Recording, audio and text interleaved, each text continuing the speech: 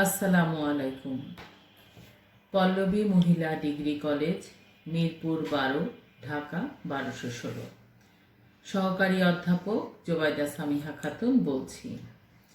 কেমন আছো তোমরা? ভালো আছো নিশ্চয়ই। আল্লাহ রহমতে আমরাও ভালো আছি। সবাইকে সাথে নিয়ে একাদশ শ্রেণীর সকল ছাত্রী আমরা আজকে গার্হস্থ্য বিজ্ঞানের প্রথম পত্রের দ্বিতীয় অধ্যায় যা পড়ছিলাম তার অংশ বিশেষ বাকি আছে, সেটাকে আজকে শেষ করব। আমরা দ্বিতীয় অধ্যায়ের গৃহ ব্যবস্থাপনার ধাপ বা স্তর পড়েছি।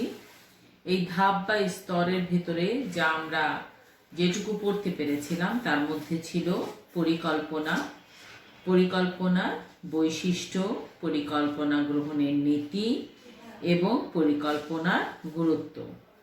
এই পরিকল্পনার পরে আমরা পড়েছিলাম সংগঠন, সংগঠনের প্রয়োজনীয়তা জেনেছি, পড়েছি নির্দেশনা এবং নির্দেশনার গুরুত্ব।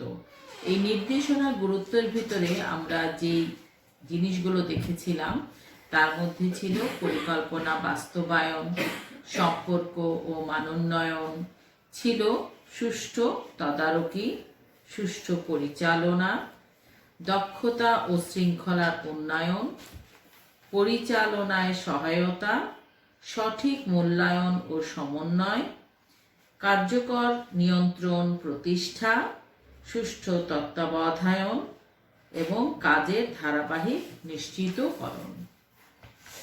এখন আমরা পড়ব বাস্তবায়ন ও নিয়ন্ত্রণ। এর আগেরটুক আমরা গত ক্লাসে শেষ করেছি। এখন আমরা শেষ করব বাকি অংশটুকু।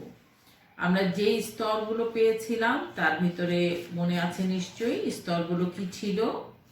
স্তরগুলো কিন্তু ছিল পরিকল্পনা, সংগঠন, নির্দেশনা, বাস্তবায়ন ও নিয়ন্ত্রণ, সমন্বয় সাধন এবং মূল্যায়ন।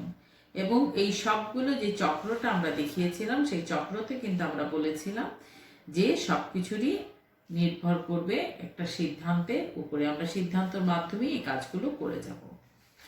কিসের জন্য করব? লক্ষ্য অর্জনের জন্য আমরা করব।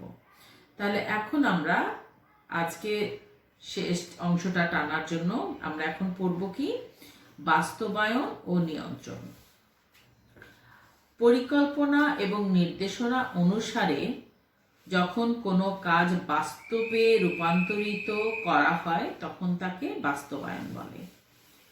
কোনো কাজ বাস্তবায়ন হলে ব্যবস্থাপনার অন্যান্য ধাপগুলো প্রয়োগ করা যায়। যে কোনো কাজ তোমরা যেটাই করতে যাও না কেন সেই কাজটাকে যখন তুমি বাস্তবে রূপ দেবে তখনই তুমি ব্যবস্থাপনার পরের ধাপে চলে যেতে পারবে।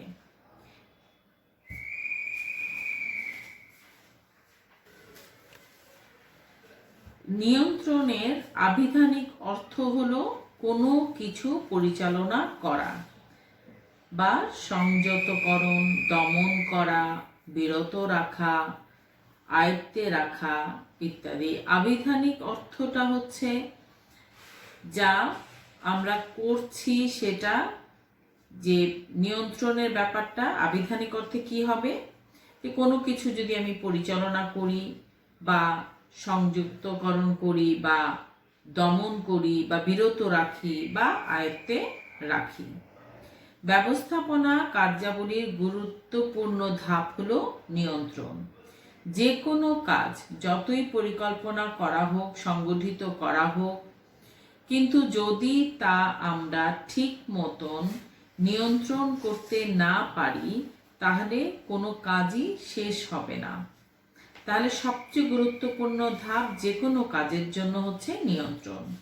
পরিকল্পনা অনুযায়ী প্রতিষ্ঠানের কার্যক্রম সঠিকভাবে সম্পূর্ণ হচ্ছে কি না তাই যাচাই করা এবং কোনো প্রকার যদি গরমিল হয় তাহলে সেটা সংশোধন করাটাই কিন্তু নিয়ন্ত্রণ। আমরা যে কাজগুলো করছি বর্তমানে আমাদের পড়াশোনার ব্যাপারটাকে যদি খেয়াল করো তাহলে একটু নিয়ন্ত্রণের দরকার আছে।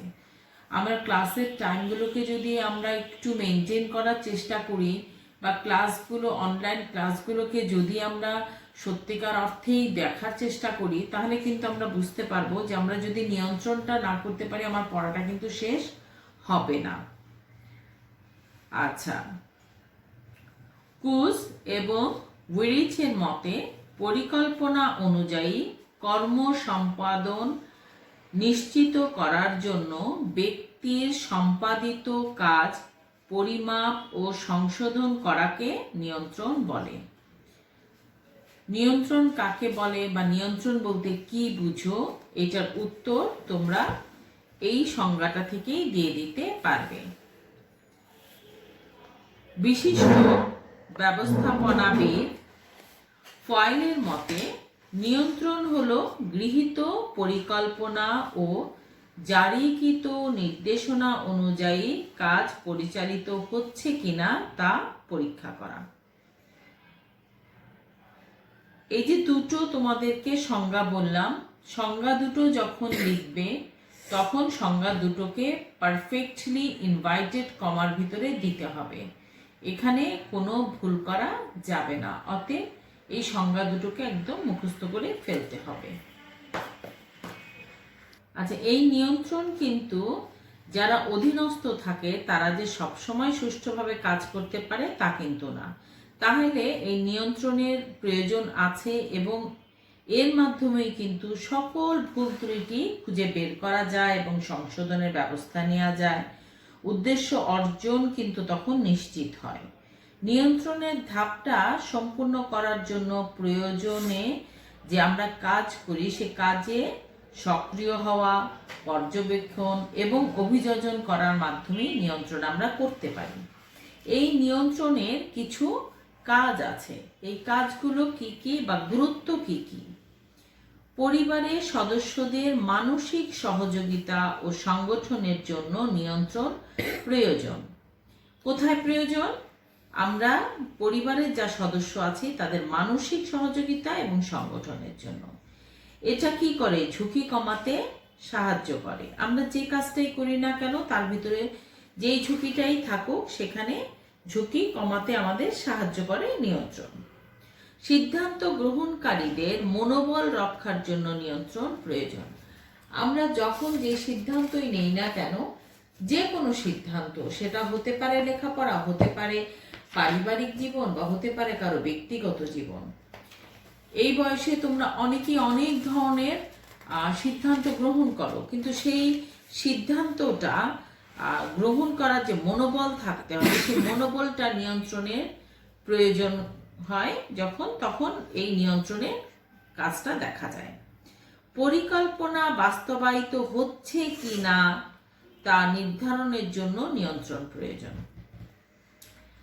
বাস্তবায়িত যে কোনো পরিকল্পনাকে বাস্তবায়িত করতে হলে কিভাবে হচ্ছে সেটা নির্ধারণের জন্য নিয়ন্ত্রণ প্রয়োজন।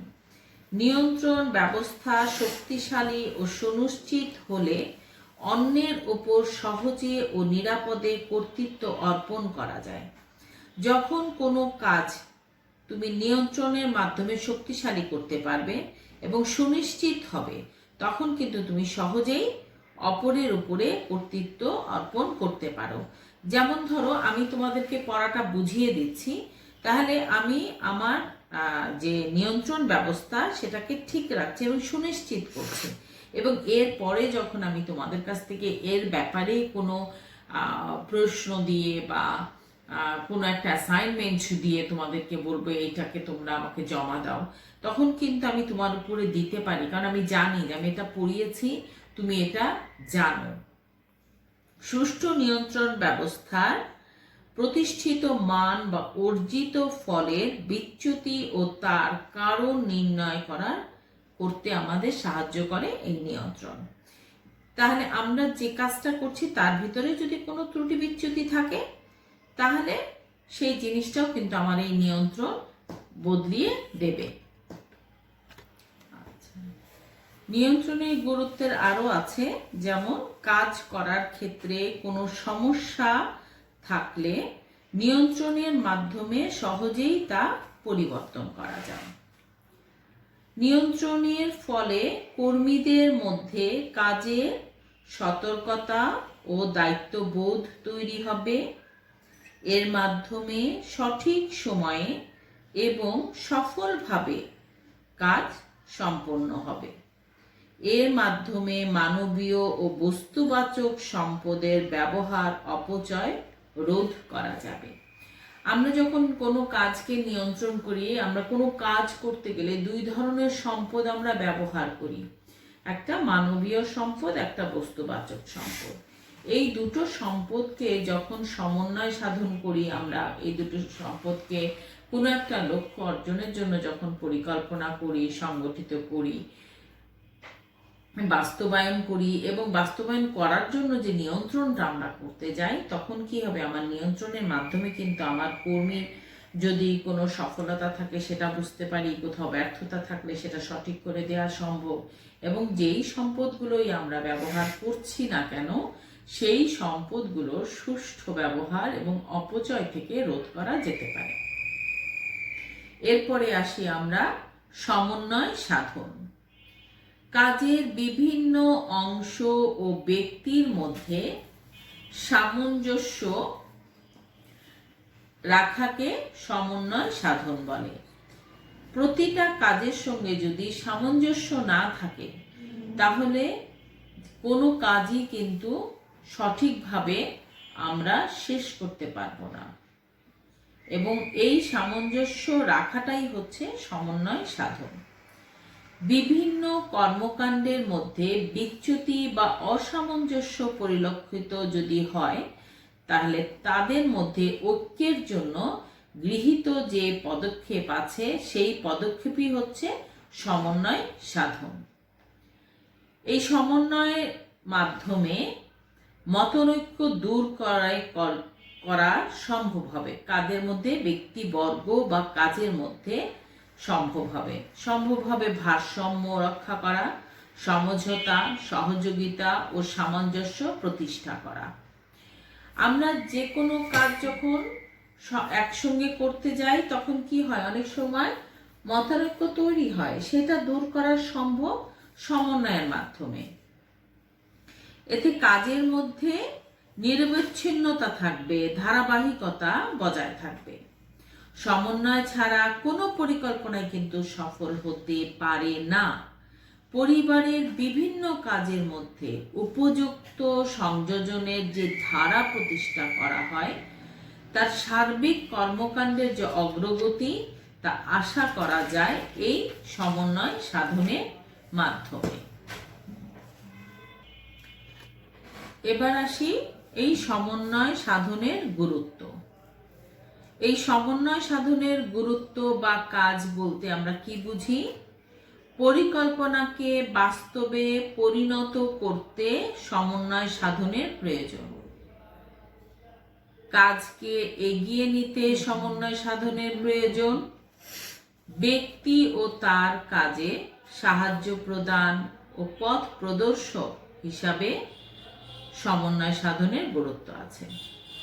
সমন্বয় সাধনের মাধ্যমে কাজ সম্বন্ধে যথেষ্ট পরিষ্কার ধারণা লাভ করা যায়। কাজের শুরু থেকে শেষ পর্যন্ত সার্বিক অগ্রগতি প্রদানে সমন্বয় সাধন গুরুত্বপূর্ণ। এই যে এই কাজগুলো সমন্বয় সাধনের কাজ, যদি ছোট একটা প্রশ্ন আসে 2 নাম্বারে, এখানে মাত্র 5টা পয়েন্ট আছে, এই 5টা পয়েন্টকে আমরা লিখে দিতে পারি। যদি 5টা পয়েন্ট আমরা ভাগ করেও লিখতে না পারি, একবারে লিখলেও আমরা লেখা যেতে পারে, আগে পিছে হলে কোনো সমস্যা নেই।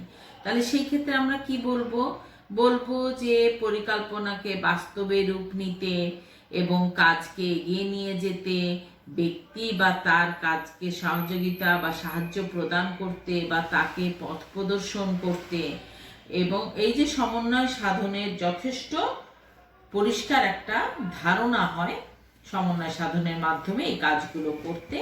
আর কাজের শুরু থেকে শেষ পর্যন্ত সমন্বয় সাধনের অবশ্যই গুরুত্ব আছে।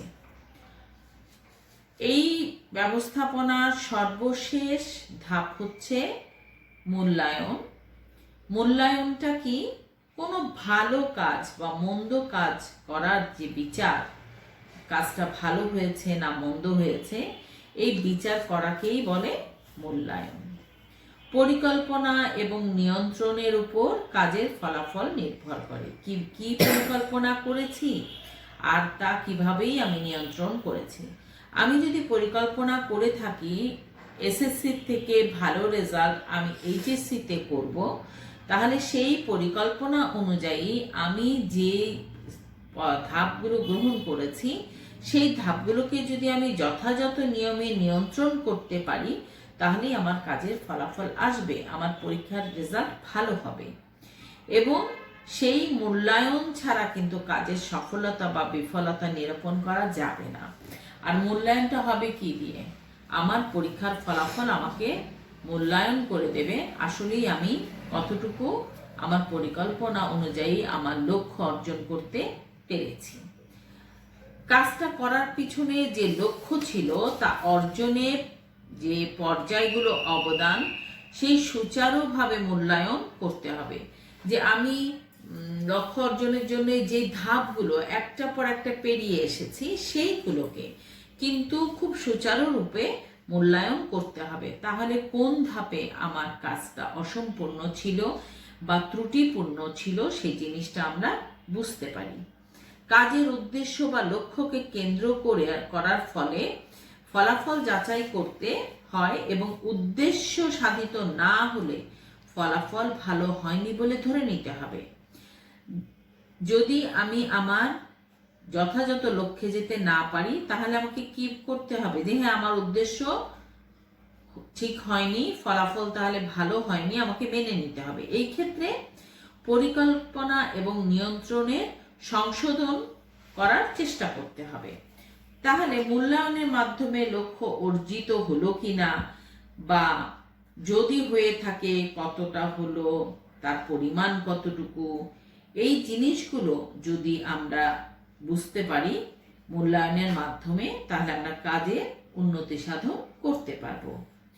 সময়, শক্তি, অর্থ, আমার গৃহকর্ম, বিভিন্ন জিনিস যা পরিচালনার ক্ষেত্রে বিভিন্ন কাজের ফলাফলের একটা বিস্তারিত মূল্যায়ন কিন্তু ব্যবস্থাপককে করতে হয় এবং তারই সেই কাজের সফলতা অর্জনই হচ্ছে সহায়তা করে এই মূল্যায়নকে।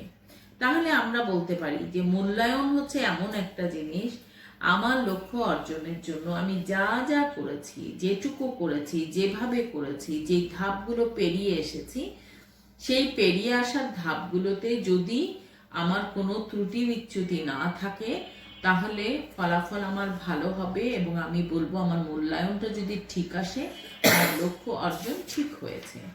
আর যদি না হয়, কোথাও ত্রুটি থাকে, তাহলে সেই জিনিসটা আমি জানতে পারবো মূল্যায়নের মাধ্যমে কাজটা ভালো হয়েছে না হয়নি।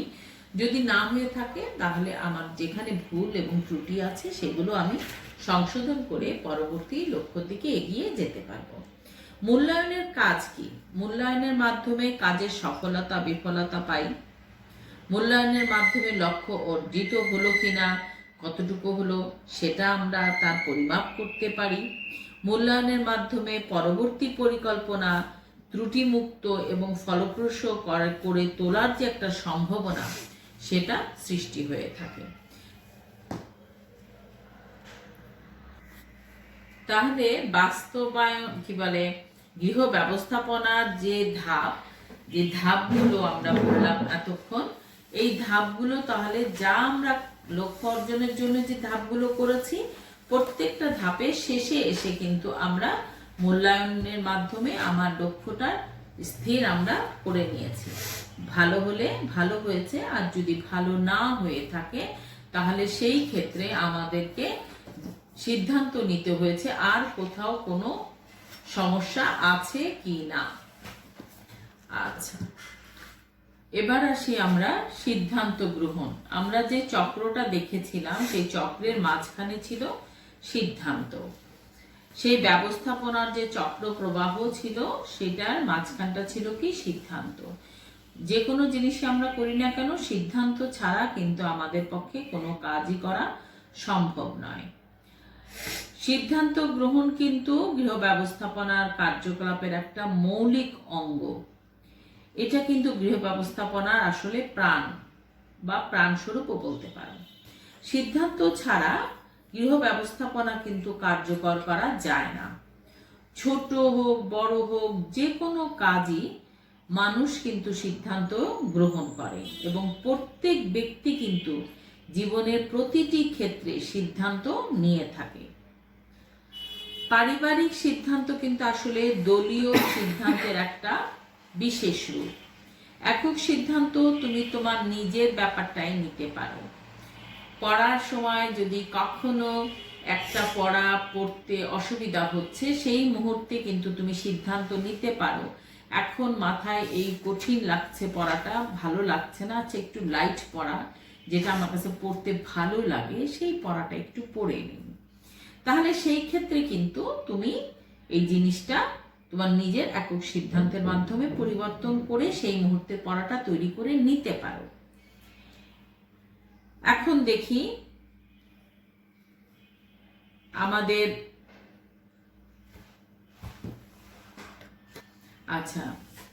আমেরিকার সাংগঠনিক যে মনোবিদ আছেন অধ্যাপক রবার্ট, তিনি বলেন অনেকগুলো বিকল্প থেকে একটিকে বেছে নেওয়াকে সিদ্ধান্ত গ্রহণ বলে। কাকে সিদ্ধান্ত গ্রহণ বলছেন উনি বলছেন অনেকগুলো বিকল্প থেকে একটিকে বেছে নেওয়াই হলো সিদ্ধান্ত গ্রহণ।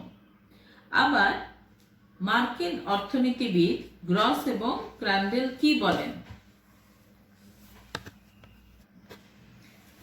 এই গ্রস এবং ক্যান্ডেলের মতে কিন্তু সিদ্ধান্ত গ্রহণের মূল কথা হলো একাধিক কার্যক্রম থেকে একটি বিশেষ কার্যক্রম বা বিকল্প ব্যবস্থা গ্রহণ করা। আগে যিনি রবার্ট বললেন অনেকগুলো বিকল্প থেকে একটি বিকল্প বেছে নেওয়া, আর গ্রস এবং ক্যান্ডেল বলছেন সিদ্ধান্ত গ্রহণের মূল কথাই হলো একাধিক কার্যক্রম থেকে একটি বিশেষ কার্যক্রম বা বিকল্প ব্যবস্থা গ্রহণ করা। অর্থাৎ কি দাঁড়ালো? সিদ্ধান্ত বলতে বোঝাবে কিছু বিকল্প পন্থা থেকে একটাকে বাছাই করে কাজের ধারা নির্বাচন করা। সিমন বলেন সিদ্ধান্ত হলো বিবেচনা করে বিকল্প বাছাই করা। অনেকগুলো যদি থাকে সেখানে বিবেচনা করে বিকল্প বাছাই করতে হবে। তাহলে বিবেচনার ভিত্তিতে বিকল্প বাছাই করাকেই সিদ্ধান্ত গ্রহণ বলে। তাহলে আমরা যদি শুধু জিজ্ঞেস করে সিদ্ধান্ত বলতে কি বুঝো বা সিদ্ধান্ত গ্রহণ কাকে বলে, আমরা এক কথায় বলে দিতে পারি যে বিবেচনাকে ভিত্তি করে বিকল্প বাছাই করাকেই সিদ্ধান্ত গ্রহণ বলেন।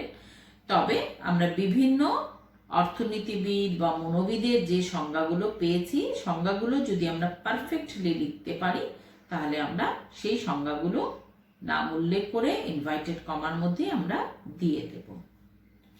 এবার আসি গৃহ ব্যবস্থাপনায় সিদ্ধান্ত গ্রহণের গুরুত্ব কি। যে কোনো সিদ্ধান্ত গ্রহণ করতে গেলে তার কিছু গুরুত্ব থাকতে হবে। হুটপাট করে একটা সিদ্ধান্ত নিয়ে নিলাম হয়ে গেল তা তো না। যে কোনো সিদ্ধান্ত নিতে গেলে তার কিছু গুরুত্ব থাকবে। কি থাকবে? গৃহ ব্যবস্থাপনার প্রতিটি স্তরে সিদ্ধান্ত গ্রহণের গুরুত্ব আছে বা প্রয়োজনীয়তা আছে, এটা অস্বীকার করার কোনো উপায় নেই। গৃহ ব্যবস্থাপনার যে সিদ্ধান্ত গ্রহণের প্রয়োজনীয়তা সেটার উপর আরোপ করে সিদ্ধান্ত গ্রহণকে ভিত্তি করে আলোচনা বা আখ্যায়িত করা যেতে পারে। যেমন সিদ্ধান্ত গ্রহণ হচ্ছে যে কোনো সমস্যা সমাধানের সঠিক পথ নির্দেশ করে। যখন তুমি কোনো সিদ্ধান্ত গ্রহণ করো তখন নিশ্চয়ই কোনো একটা সমস্যা সমাধান করার চেষ্টা করো বা পথ নির্দেশ করো। ফলে কি হবে? সর্বোত্তম সমাধান নিশ্চিত করা যাবে।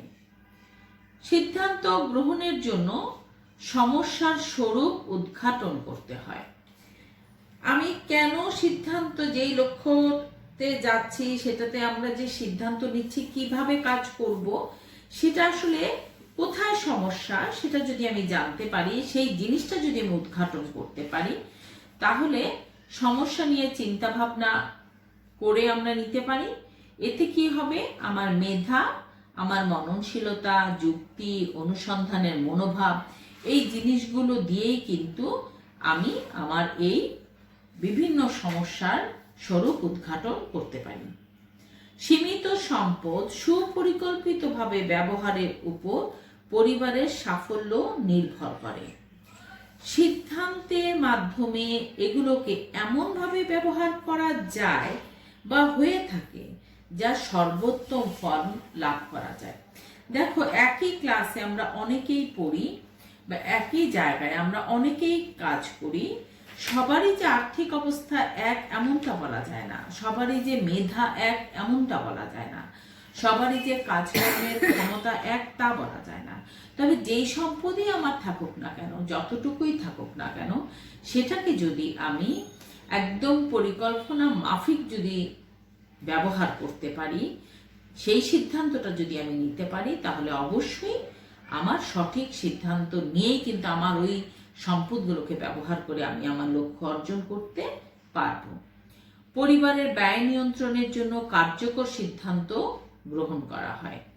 যে কোনো ব্যয়, তোমাকে যদি হাত খরচ দিয়ে থাকেন বাবা মা, তাহলে সেটার ব্যয়ের জন্য কিন্তু তুমি একটা কার্যকর সিদ্ধান্ত নিতে পারো।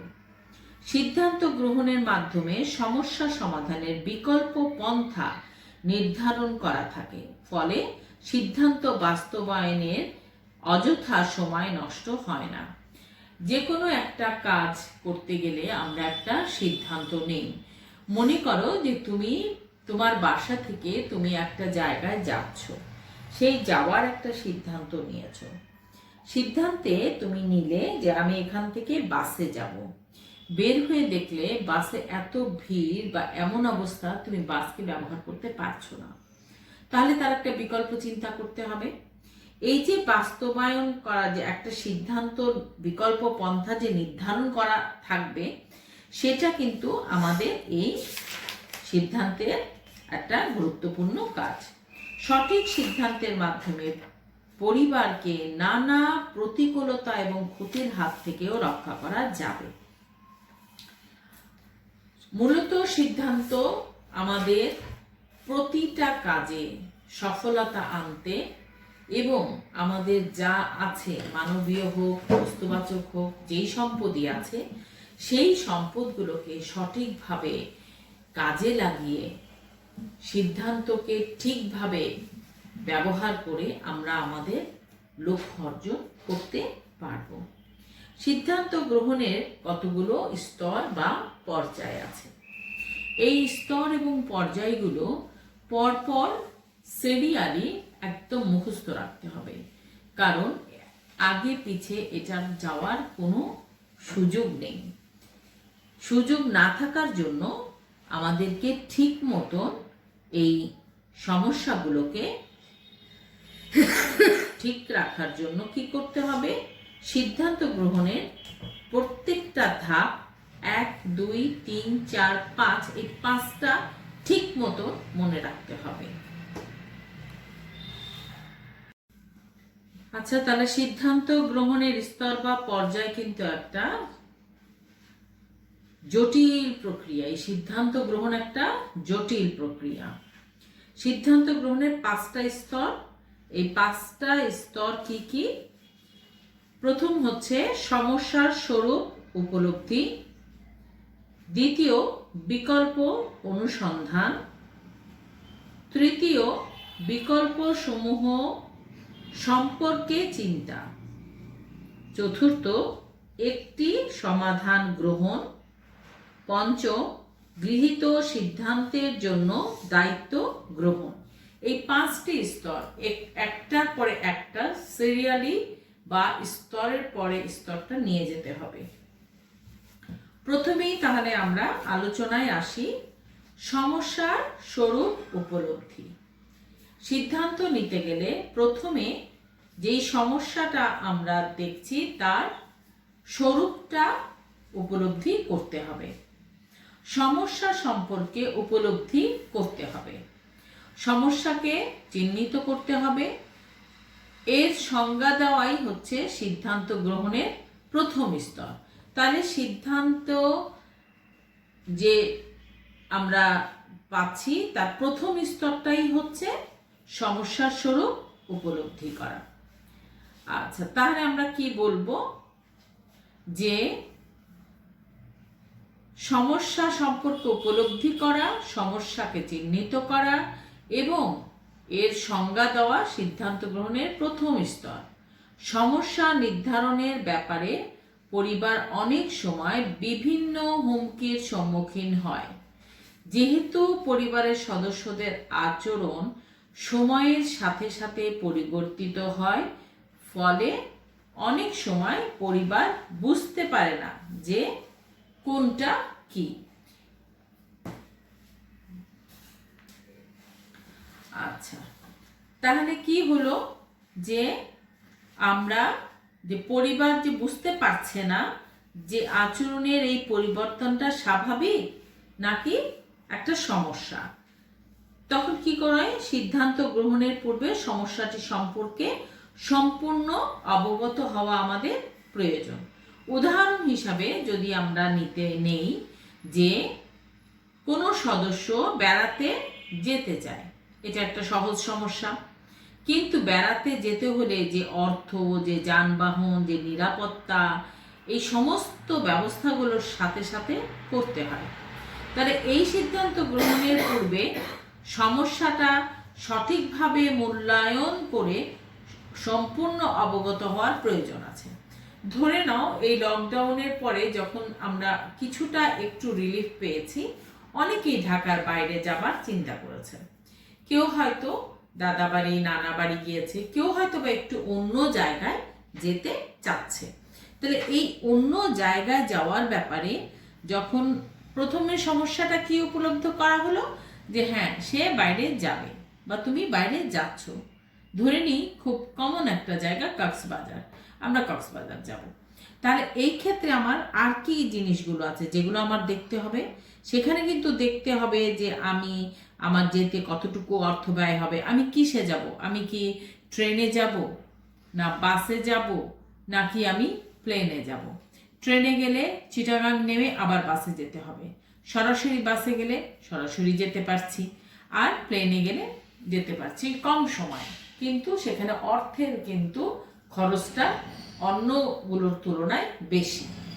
এই যে জিনিসগুলোকে চিন্তা করে তারপরে সেটার একটা সঠিক মূল্যায়ন করে একটা বের করে আনা, এটাই হচ্ছে সমস্যা স্বরূপ উপলব্ধি করা।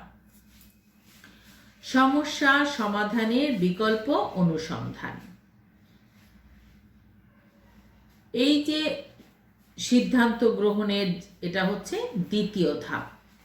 এই দ্বিতীয় ধাপ হলো সমস্যা সমাধানের বিকল্প পন্থা উদ্ঘাটন। সমস্যা সমাধানের বিকল্প পন্থা আমাদেরকে উদ্ঘাটন করতে হবে, এটা হচ্ছে সিদ্ধান্তের দ্বিতীয় পর্যায়। এই স্তরে সিদ্ধান্ত গ্রহণকারীকে সমস্যার সব সম্ভাব্য বিকল্প সম্পর্কে জানতে হবে।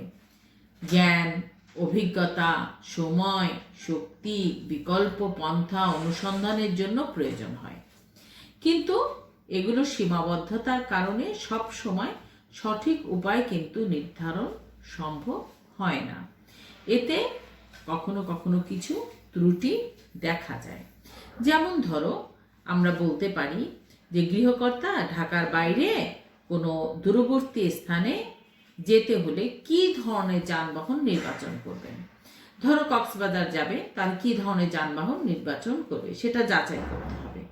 যেমন বাসের পরিবর্তে যদি তুমি প্লেনে যাও, তাহলে কোন ব্যবস্থা নিতে হবে? কোনো একটা যাওয়ার তোমার ব্যবস্থা নিতে হলো। এই সব বিকল্প ব্যবস্থা সম্পর্কে যখন পূর্ববর্তী অভিজ্ঞতা বা জ্ঞানের আলোকে কতটা সুবিধা এবং কি কি অসুবিধার সম্মুখীন হতে হবে সেটা যদি তুমি আগে নির্ণয় করে নিতে পারো। যেমন তুমি বললে যে আমি নাইট জার্নি করে কক্সবাজার যাব, তাহলে সেই ক্ষেত্রে আমাকে একটু ভালো বাস নিতে হবে, একটু রিল্যাক্স আছে এরকম বাস নিতে হবে। আবার যদি দিনে যাও, যেখানে দিনের বেলা বেশ হইচই করে সবাই মিলে যাচ্ছ, সেখানে তুমি নর্মাল একটা বাসকে চুজ করতে পারো, সেখানে খরচ তোমার কমে যাবে। কিন্তু রাতের জার্নি যদি হয় তাহলে সেই ক্ষেত্রে একটু রিল্যাক্সের প্রয়োজন আছে। বিকল্প সমাধানের অনুসন্ধান ফলদায়ক হলেও অনেক সময় তা সিদ্ধান্ত গ্রহণকারীকে বিভ্রান্ত করে দেয়। যেমন সাধারণত সিদ্ধান্ত পারিবারিকভাবে কি নেওয়া হয়, দলীয়ভাবে নেওয়া হয়, তখন বিভিন্ন জনের যে মন্তব্যগুলো আসে তখন কিন্তু একজন সিদ্ধান্তকারীকে বিভ্রান্ত করে দেয়। তাই অসংখ্য বিকল্প পন্থা থেকে সঠিক পন্থা নির্ণয় করা অনেক সময় কঠিন হয়ে যাবে। আর এজন্যই বিকল্প পন্থার যে বৈশিষ্ট্য সম্পর্কে সচেতন হতে হবে, অন্যথায় কিন্তু তোমার পক্ষে এই সমস্যার সমাধানের যেটা বিকল্প অনুসন্ধান করবা সেটা সম্ভবপর হবে না। তাহলে প্রথম আমরা দেখলাম সমস্যার স্বরূপ উদ্ঘাটন করব, তারপরে সেই সমস্যার সমাধানের জন্য একটা না বেশ কয়েকটা বিকল্প আমরা অনুসন্ধান করতে পারি। এই বিকল্প 3 নাম্বার হচ্ছে বিকল্প সমস্যার সমাধান সমূহ সম্পর্কে চিন্তা করা। এই স্তরে বিকল্প পন্থাগুলো কিন্তু বিশদভাবে মূল্যায়ন করে তার সুবিধা অসুবিধা ফলাফল সম্পর্কে চিন্তা ভাবনা করে দেখতে হবে। আচ্ছা, এই যে বিকল্প সমস্যা সমাধান সমূহের সম্পর্কে যে চিন্তা, তাহলে সেটাতে আমাদের কি করতে হবে? এই স্তরে বিকল্প পন্থাগুলো বিশদভাবে মূল্যায়ন করে সুবিধা অসুবিধাগুলো যাচাই করে তার ফলাফল সম্পর্কে আমাদের চিন্তা ভাবনা করে দেখতে হবে। এজন্য সিদ্ধান্ত গ্রহণকারীকে দূরদৃষ্টি সম্পন্ন হতে হয়, তাহলে ভবিষ্যতে সমস্যা সমাধানের ফলাফল সম্পর্কেও নিশ্চিত হতে পারে। ভবিষ্যতে অনেক পরিবর্তন দেখা যায় যার ফলে পরিকল্পিত ফলাফল পাওয়া সম্ভব নাও হতে পারে। আবার সিদ্ধান্ত গ্রহণকারী দৃষ্টিভঙ্গির পরিবর্তনের ফলে কোনো বিকল্পের ভবিষ্যৎ মূল্যায়নও নির্ধারিত মূল্যায়ন থেকে অনেক পৃথক হয়ে যায়। এই যে সময়ের সীমাবদ্ধতার কারণে যে বিকল্প অনুসন্ধানেও কিন্তু বিঘ্ন ঘটতে পারে। তাহলে আমরা যেই বিকল্প সমস্যাগুলো নিয়ে চিন্তা ভাবনা করেছিলাম, সেই চিন্তা করতে যে আমরা কি করব, কোনটা কখন করছি না করছি সব বিচার বিশ্লেষণ করে নেওয়ার সময় যিনি নাকি এই সিদ্ধান্ত নেবেন তাকে অনেক বেশ খানিকটা অভিজ্ঞতা অর্জন করতে হবে। আমরা বলেছিলাম যে আমরা বাইরে যাব, বাইরে যেয়ে আমাদের বাসে যাব নাকি আমরা প্লেনে যাব, বাসে গেলে কোন ধরনের বাসে যাব, সকালে যাব না রাতে যাব, এই যে জিনিসগুলো আছে এই জিনিসগুলো যখন আমরা চিন্তা ভাবনা করছি করে কিন্তু আমাদের একটা পারফেক্ট একটা সমাধান আমাদের নিতে হবে। এবং সেখানে কিন্তু বিকল্পর ব্যাপারটাকে বারবার বলা হচ্ছে যে বিকল্প পন্থাগুলো কিন্তু বিশেষভাবে মূল্যায়ন করতে হবে। এরপরে হচ্ছে একটি সমাধান গ্রহণ। এখন যদি আমরা অনেকেই যাই তাহলে সেই ক্ষেত্রে আমরা চেষ্টা করব যে বাসে যেতে, বাসে গেলে একসঙ্গে মজা করে যাওয়া যাবে, অনেকটা সময় জার্নি হবে, সময় যাবে, কিন্তু আমাদের অর্থ একটা জায়গায় সেভ হবে, মানে সম্পদের বাস্তবিক সম্পদের একটু সেভ হবে। কিন্তু আবার প্লেনে গেলে কি হবে, মানসিক যে সম্পদ সেইটা কিছুটা আমাদের রিলিফ হবে। যাই হোক, এখন আমরা একটি সমাধান কিভাবে গ্রহণ করতে পারি।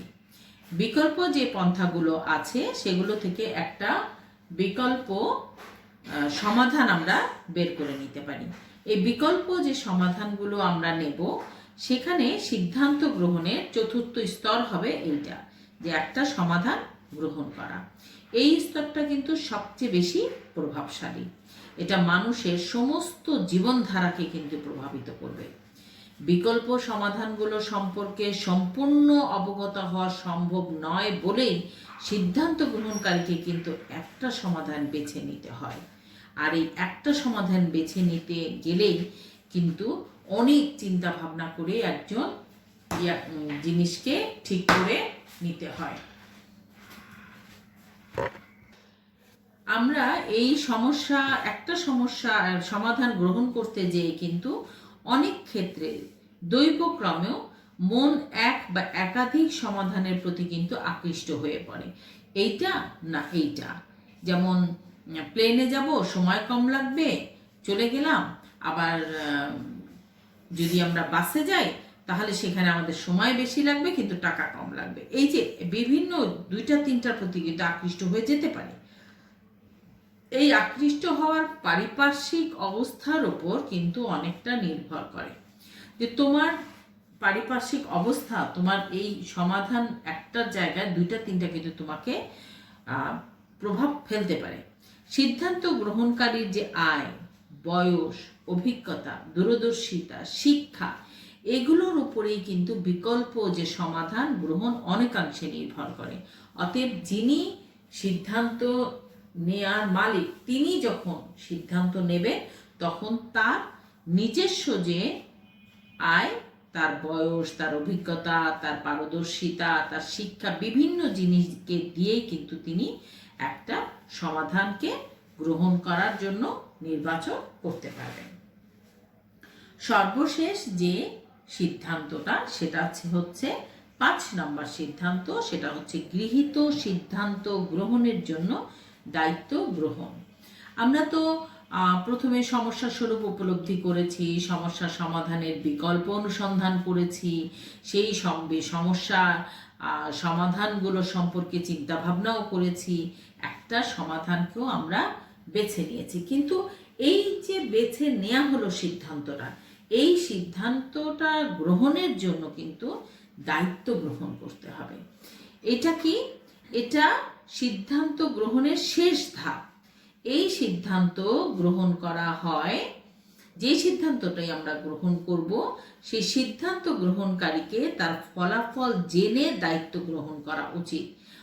তার মানে হচ্ছে, তোমরা যে সবাই মিলে বেড়াতে যাবার ডিসিশন হয়ে নিয়েছো, সেইটা যিনি নাকি দায়িত্ব নিলেন তাকে কিন্তু একটা ফলাফল জেনে যেতে হবে, যে বাসে গেলে আমাদের সময় বেশি লাগবে, প্লেনে গেলে সময় কম লাগবে। সেই ক্ষেত্রে সবাই যারা যাচ্ছে তারা সবচেয়ে বেশি কোনটা তাদের জন্য ভালো হবে।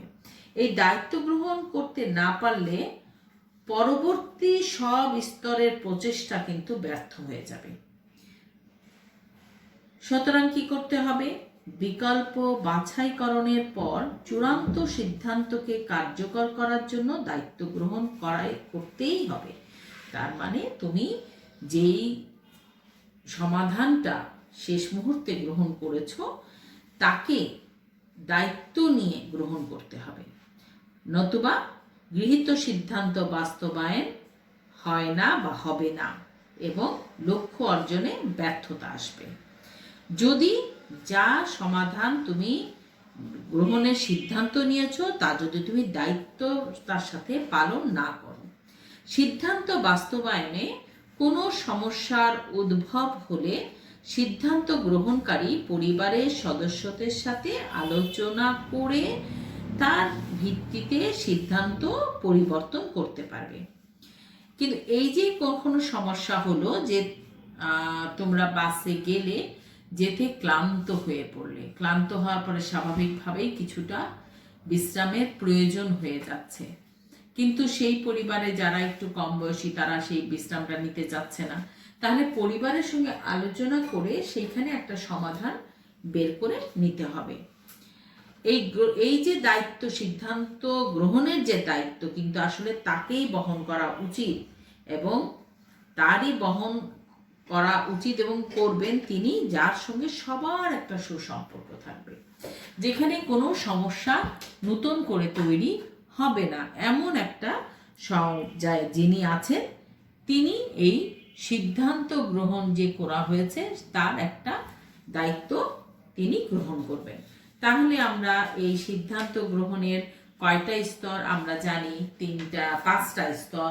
কি কি? সমস্যার স্বরূপ উপলব্ধি করব,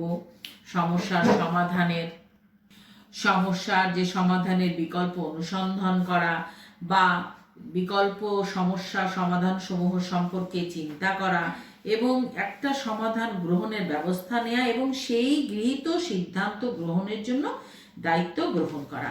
এই 5টা স্তরকে যদি আমরা ঠিক মতন রাখতে পারি তাহলে আমরা বলতে পারি সিদ্ধান্ত গ্রহণের স্তর বা পর্যায় হচ্ছে এই। আচ্ছা, তাহলে সিদ্ধান্ত গ্রহণ কাকে বলে আমরা জানলাম, সিদ্ধান্ত গ্রহণের গুরুত্ব কি সেটাও জানলাম এবং সিদ্ধান্ত গ্রহণের স্তর বা পর্যায়টাও আমরা জানতে পারলাম। এবার আসি, এই যে সিদ্ধান্ত বলে বারবার বলছি, এই সিদ্ধান্তটা আসলে কয়ভাবে নেওয়া যায়। আমরা আগেই বলেছি সিদ্ধান্ত 2 ভাবে নেওয়া যায়, এককভাবেও নেওয়া যায়, দলীয়ভাবেও নেওয়া যায়। এই যে একটা পরিবার যখন ব্যক্তিগত ও দলগত উভয় প্রকার সিদ্ধান্ত গ্রহণের প্রয়োজন হয় তখন পরিবারের কি ধরনের সিদ্ধান্ত নেওয়া হবে তা নির্ভর করে কাজের প্রকৃতির উপর। তার মানে সিদ্ধান্ত গ্রহণ সাধারণত 2 ধরনের হবে, একটা হচ্ছে একক সিদ্ধান্ত আর একটা হচ্ছে দলীয় সিদ্ধান্ত। একক সিদ্ধান্ত কি? ব্যক্তিগতভাবে যে সিদ্ধান্ত গ্রহণ করা হয় তাই হলো একক সিদ্ধান্ত। খুব সহজেই এই সিদ্ধান্ত কিন্তু নেওয়া যায়, নিজের চাহিদা, নিজের জ্ঞান, নিজের প্রয়োজন এগুলোর উপর ভিত্তি করেই কিন্তু আমরা নিজের এই সিদ্ধান্তটা নিতে পারি। একক সিদ্ধান্ত, আমার আজকে সারাদিনের পড়া উঠাতে হবে, আজকে আমার রুটিনে 3টা সাবজেক্ট আছে, 3টা সাবজেক্টের পড়া আমি উঠাবো। আমার একক সিদ্ধান্ত হচ্ছে কোনটার পরে আমি কোনটা পড়বো, কোন পড়াটা আগে পড়বো, কোন পড়াটা আমরা পরে পড়বো, কিন্তু আমার পড়াটা কিন্তু যথাসময়ে শেষ করতে হবে। এইখানে তুমি তোমার একক সিদ্ধান্ত নিতে পারছো। দলীয় সিদ্ধান্ত কি? দলগতভাবে যে সিদ্ধান্ত গ্রহণ করা হয় তাই হচ্ছে দলীয় সিদ্ধান্ত। এই সিদ্ধান্তে দলের সব সদস্য কম বা বেশি অংশগ্রহণ করে থাকে। মর্গানের মতে কিন্তু দলীয় সিদ্ধান্ত গ্রহণের 2টি পর্যায় আছে। তার মতে কোনো একজন সদস্য প্রথম পর্যায়ে নিজস্ব ধ্যান ধারণা ও চাহিদা অনুযায়ী একটি সিদ্ধান্ত স্থির করবে। এই স্থির করার সিদ্ধান্ত হবে একজন ব্যক্তি তার চিন্তা ভাবনা, তার ধ্যান ধারণা দিয়ে করলেন। দ্বিতীয় পর্যায়ে কি হবে? দলের অন্যান্য সদস্যদের মতামত যাচাই করে তার সিদ্ধান্ত পরিবর্তন করে তবে যে কোনো একটা সৃজনশীল কাজে দলীয় সিদ্ধান্ত গুরুত্ব বাড়বে। তাহলে দলীয় সিদ্ধান্তটা কি? যে যিনি এক সিদ্ধান্ত যারা নিতে বসেছেন তাদের মধ্যে যার অভিজ্ঞতা আছে, যার জ্ঞান আছে, যার বিভিন্ন রকম কার্যক্ষমতা আছে, সেই জিনিসগুলো নিয়েই কিন্তু তিনি এই একটা সিদ্ধান্ত প্রাথমিকভাবে স্থির করলেন। স্থির করার পরে তিনি কি করলেন? সেই স্থির করা জিনিসটা তিনি দলীয়ভাবে করার জন্য সবার সঙ্গে আলোচনা করলেন।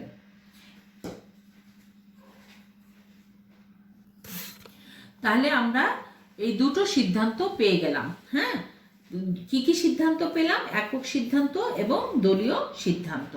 এই দলীয় সিদ্ধান্ত তাহলে আমরা বুঝতে পারলাম যে দলগতভাবে নেওয়া হবে, সেখানে সবার মতামত থাকবে, ছোট বড় সবারই মতামত থাকবে এবং একজন একটা সিদ্ধান্ত নিয়ে সেই সিদ্ধান্তটা নিয়ে সবার সঙ্গে আলোচনা করে তার সিদ্ধান্ত পরিবর্তন করে, পরিমার্জন করে বা পরিবর্তন করেও তিনি তার সিদ্ধান্তকে একটা নতুন ভাবে তৈরি করে সবার মতামতের ভিত্তিতে করে তিনি দলীয় সিদ্ধান্তটা নিতে পারেন। আচ্ছা, আজকে আর একটু আছে, তোমাদেরকে একটু বলে দিচ্ছি যে এই একক সিদ্ধান্ত এবং দলীয় সিদ্ধান্তের কিন্তু কিছু লক্ষণীয় বিষয় আছে এবং দলীয় সিদ্ধান্তের এবং একক সিদ্ধান্তের কিছু সুবিধা অসুবিধাও আছে। একক সিদ্ধান্তের কিন্তু এই শেষ অংশটা আমরা আগামী ক্লাসে পড়ানোর চেষ্টা করব এবং সেই সাথে আমি তোমাদেরকে যে দ্বিতীয় পার্টটা আছে আমাদের, সেটা হচ্ছে বস্ত্র এবং পরিচ্ছদ। সেই বস্ত্র এবং পরিচ্ছদের জায়গায় তোমাদেরকে একটা চ্যাপ্টার অধ্যায় বলে দিচ্ছি আজকে। এই অধ্যায়টা আমি নেক্সট ক্লাসে নেব, সেটা হচ্ছে বাংলাদেশের ঐতিহ্যবাহী বস্ত্র। এটা যে একাদশ অধ্যায় আছে আমরা এটা পড়াবো। তবে আগে এখানকার একটু যে আছে সেটাকে আমরা পুনরালোচনা করব এবং সেই অবস্থায় আমরা চলে যাব। তোমরা জানো যে এই প্রথম পত্রের 2টো ভাগ আছে, একটা ক বিভাগ, একটা খ বিভাগ। ক বিভাগটা হচ্ছে গৃহ ব্যবস্থাপনা ও গৃহায়ন এবং খ বিভাগে হচ্ছে বস্ত্র ও বয়ন শিল্প। তো ক বিভাগের থেকে 2টো অধ্যায় আমার পড়ানো হয়ে যাচ্ছে। এবার আমরা খ বিভাগ থেকেও 2টো অধ্যায় আমরা পরপর পড়ে নেব। তাহলে আজকে এই পর্যন্তই রইল, সময়ও শেষ হয়ে এসছে, তোমাদেরও হয়তো একটু বেশি অনেকক্ষণ ধরে শুনতে ভালো লাগছে না। তা আজকে এই পর্যন্তই থাক, ভালো থেকো সবাই, দোয়া করি এই ক্রান্তি লগ্নে আমরা সবাই যেন ভালো থাকতে পারি এবং সবাই যেন নিজ নিজ দায়িত্ব পালন করতে পারি এবং আল্লাহর কাছে আমরা দোয়া করব আমরা সবাই যেন আল্লাহ আমাদেরকে সুস্থ রাখেন, ভালো রাখেন। আল্লাহ হাফেজ, ভালো থেকো।